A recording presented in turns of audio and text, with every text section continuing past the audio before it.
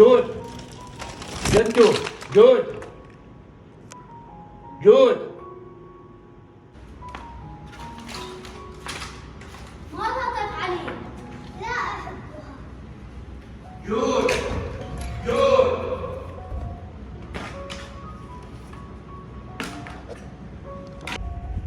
نعم جد. ما هذا الصوت؟ فاطمة تكسر بأغراضها. فاطمة تكسر أغراضها. ولماذا؟ هيا منها.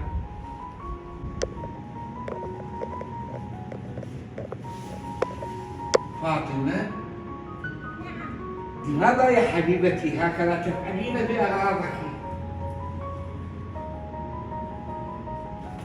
هذه أحرف جميلة،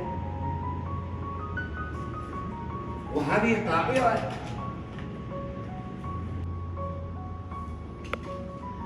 وهذه سيارات جميلة، وهذه لعبة. لماذا هكذا ترمين أغراضك؟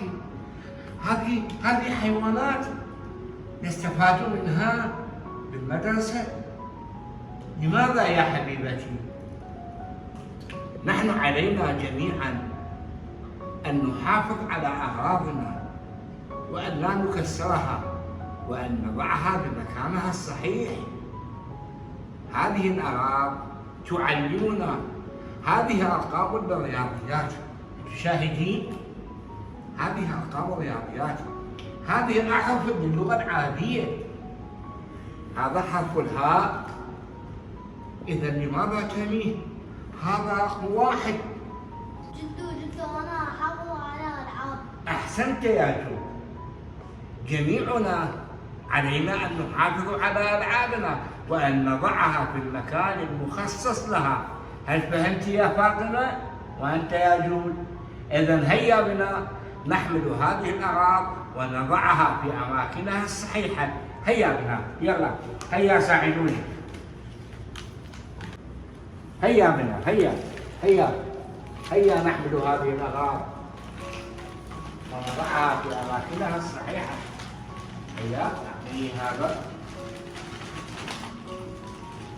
نضع الأغراض في هذا الكيس، وهنالك كل شيء نضعه في مكانه الصحيح. هل فهمت يا فاطمة؟ هيا ضعي أغراضك.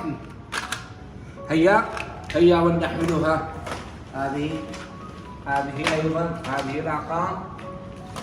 هيا يا فاطمة، هيا احملي أغراضك ولنذهب ونضعها في مكانها الصحيح.